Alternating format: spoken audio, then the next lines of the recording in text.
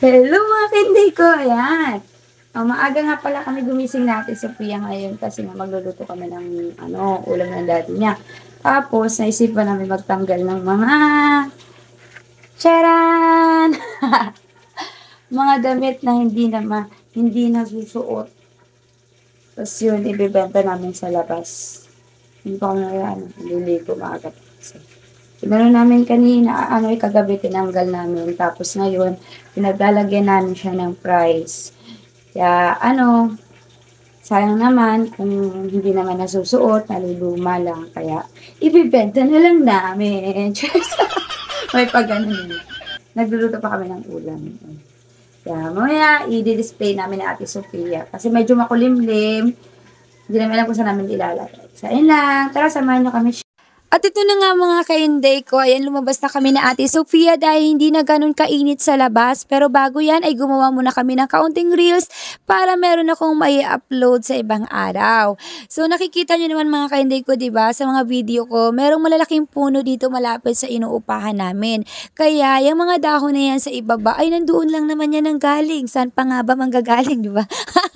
At dyan, humangin lang naman siya ng malakas na akala mo may pa cherry blossom sa labas mga kainday ko at patigil nga ang iyong Inday Maria dahil parang hipo-hipo ito. Ay, tara, may ganang cherries lang mga kainday ko. Ayoko naman magkaroon ng hipo-hipo dahil alam nyo na, delikado yun. Napunuan ng dahon mga kainday kong aking mga paninda at medyo natagal-tagal nga kami dyan, wala pa rin tumitingin. Kaya sabi ko dun sa kasama ko, akit kami dun kila Ninang Alice para naman merong makatingin na mga ibang tao. At nakasalubungan namin sila Ate Sofia galing sa simbahan kasama ng mga classmate niya.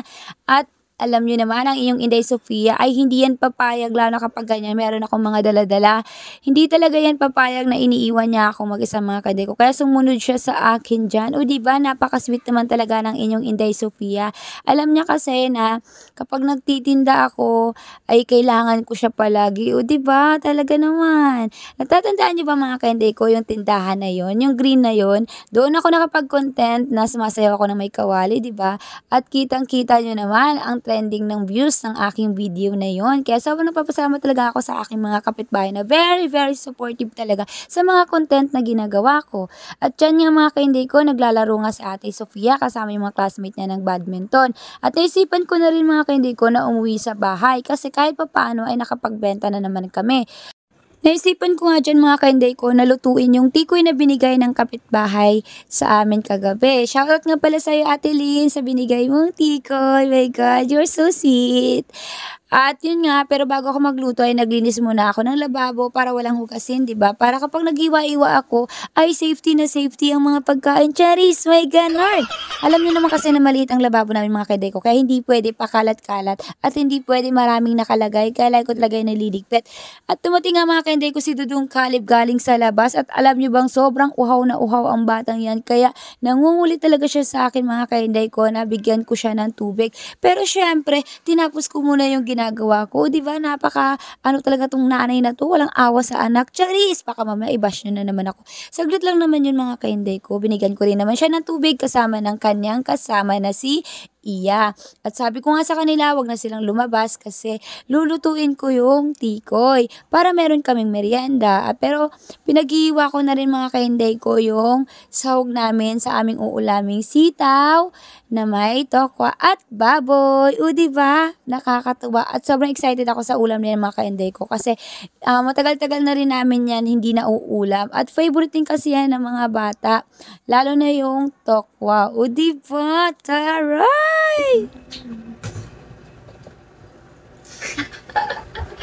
Ay, ganito talaga. Ang ulam namin ngayon ay sitaw na may tokwa na may baboy. Dahil nakabenta kami kanina sa mga binenta namin mga damit. O, diba? Kaya, sarap-sarap ng ulam namin ngayon. Gulay-gulay slide. Lutuin ko siya. Pero bago yon, lutuin ko muna yung tikoy na bigay ng aming kapitbahay. Ayan. Thank you, Te, sa binigay mong tikoy. Happy New Year! Ay, taray. Happy New Year. Lutuin ko siya kasi para may merienda kami. Thank you so much ulit. Arte-arte. At eto na nga mga kainday ko, niluluto ko na nga ang tikoy diyaan at kitang-kita niyo naman ang inyong dudong Caleb, talaga namang nakaabang na. Yung dalawang bata na yan kasi talaga mga kainday ko kapag ako ay nagluluto ng merienda o ano pa man yung niluluto ko, ay lagi talaga yan silang nakaabang. Ay akala mo ba na may pagkasarap-sarap kong magluto? Charis! May ganon! Napalingon nga ako dyan mga kainday ko kasi hindi ko alam kung sino ang dumating. Basta may dumating dyan mga kainday ko kaya ako lumingon. Bising-busy nga ako magluto ng tikoy kasi ang inyong dudong Caleb ay mukhang nagugutom na at talagang minamadali ko na rin yan kasi pagkatapos kong lutuin ng tikoy ay ipiprito ko na rin yung tokwa tsaka yung baboy para maluto ko na rin yung uulamin namin. Sabi ko nga kay Ate Sofia, ihuli ko na yung pagsasaing kasi sabi naman ni Daddy Toy ay medyo late na nga daw siya makakauwi. Kaya ayun, talagang todo-todo ang inyong Inday Maria sa pag-effort na magluto. Kasi alam nyo ba, minsan lang kasi umuwi yan si Daddy Toy. Kaya kapag umuwi siya, gusto ko kahit papano, ayaw niya yung ulam. Charis! Ay, ganun. Sa totoo lang kasi mga kainday ko, ayaw kasi kumain ng gulay. Pero syempre meron naman tokwa at saka baboy. Dun yun sa kanya, tas sa akin yung gulay. Ganun kami, di ba? Kanya-kanyang party. Cherries! Ay, ganun. Kitang-kita nyo yung mga kainday ko, si Dudong Caleb. Talagang sobrang init pa nga ng tikoy dyan. Gustong-gusto na niya talagang kainin.